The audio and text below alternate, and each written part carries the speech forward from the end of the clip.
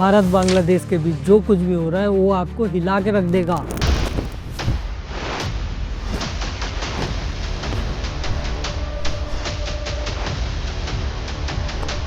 ये जो ये लोग इधर बस रहा थे, इन लोगों के पास कोई लीगल पेपर्स? हाँ, मुझे लगता ही नहीं। अगर होता तो रह जाते। हाँ। नहीं जाना पड़ता।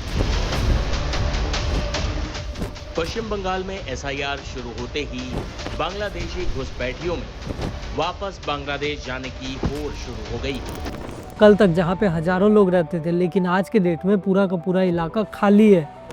और इसके पीछे एक ऐसा सच जो आपको कभी किसी ने ठीक से नहीं बताया। वेस्ट बंगाल के न्यू टाउन का इलाका आधे से ज़्यादा खाली हो चुका है। लाखों बांग्लादेशी इमिग्रेंट भारत को छोड़ के भाग गए हैं। और ये वही लोग हैं जो सालों से भारत का राशन कार्ड, भारत का आधार कार्ड, भारत का वोटर आईडी बना के भारत के टुकड़ों पे सालों से पल रहे थे। ये लोग सालों से भारत के संसाधन को यूज कर रहे थे, यहाँ के रिसोर्सेज को अपना बना के इस्तेमाल कर रहे थे। हाल में ईस्ट बर्धमान के एक तालाब में हजारों आधार कार्ड फेंके हुए मिले हैं। और ये बस एक इलाका नहीं है, बल्कि पूरे नॉर्थ इंडिया का सेम हाल है। भारत में अवैध इमिग्रेंट कोई आज का मुद्दा नहीं है, बल्कि ये 1950 से स्टार्ट हुआ और 1971 के युद्ध के दौरान लाखों इमिग्रेंट भारत आ गए थे। और आज के डेट में हमारी गवर्नमेंट के पास एग्जैक्ट कैलकुलेशन नहीं है कि कितने इमिग्रेंट्स भारत में रह रहे हैं। वो एक ऐसा टाइम था जब 1 करोड़ से ज्यादा इमिग्रेंट्स भारत में आए थे और उन्हें भेजना असंभव हो गया था। और उस टाइम से लेके आज तक भारत में कितनी सरकार बनी, बीजेपी हो या फिर कांग्रेस, किसी ने भी इस मुद्दे को कभी गंभीरता से नहीं लिया है। और यहाँ तक इंडिया के सुप्रीम कोर्ट ने, भारत की सरकार ने खुद इस बात को एक्सेप्ट किया है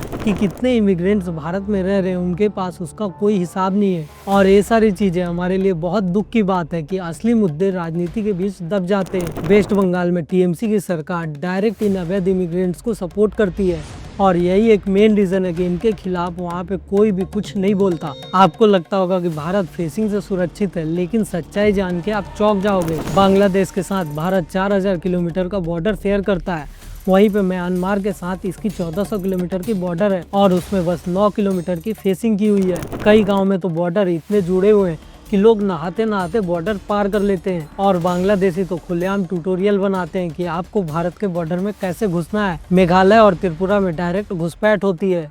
यहाँ पे आपको बहुत सारे दलाल मिल जाएंगे जो आपको 5000 6000 लेके आपको भारत में आसानी से एंट्री करा देंगे। और भारत पहुँचने के बाद ये लोग 4000 से 5000 रुपए खर्च करके आसानी से अपना वोटर कार्ड, आधार कार्ड, राशन कार्ड सब कुछ बनवा लेते हैं। यहाँ पर छोटी छोटी दुकानों में खुलेआम फेक डॉक्यूमेंट बनाए जाते हैं और किसी को भी कभी डर नहीं लगता।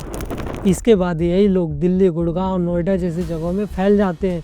रेलवे ट्रैक, सरकारी जमीन पर कब्जा कर लेते हैं, फेक आधार कार्ड, फेक वोटर कार्ड, और उसके बाद जाके पीएम आवास में घर ले लेते हैं। और ये सारी चीजों पे पहला हक इंडिया के नागरिक का है, जबकि ये लोग उसका फायदा उठा लेते हैं। और कुछ लोग तो इतने होशियार है कि फेक धर्म, फेक पासपोर्ट बना के विदेश की यात्रा भी कर रहे हैं। जैसा कि आप एग्जाम्पल के लिए मीनार सरहद का केस देख लो। और आप एक बात को सोचो, ऐसे लोग हमारे बीच, हमारे देश में रह रहे हैं और हमें इस बात का आज तक पता भी नहीं है। झारखंड जैसे राज्यों में तो अवैध इमिग्रेंट्स वहाँ के आदिवासियों से शादी करके उनका धर्म परिवर्तन करा देते हैं और उसके बाद आदिवासियों के लिए आरक्षित सीटों पे ये लोग चुनाव लड़ लेते हैं। अब आप एक बात को सोचो, ये कोई छोटा मुद्दा नहीं है, बल्कि ये पूरा का पूरा डेमोग्राफिक चेंज है। एनसीआरबी की एक रिपोर्ट बताती है कि भारत में विदेशियों द्वारा अपराध किए जाने में बांग्लादेश पहले नंबर पे आता है। ड्रग, चोरी, नकली करेंसी और नक्सलवाद, इन सबको फैलाने में इनका नाम सबसे पहले आता है। भारत ऐसी दुनिया का सबसे आबादी वाला देश है।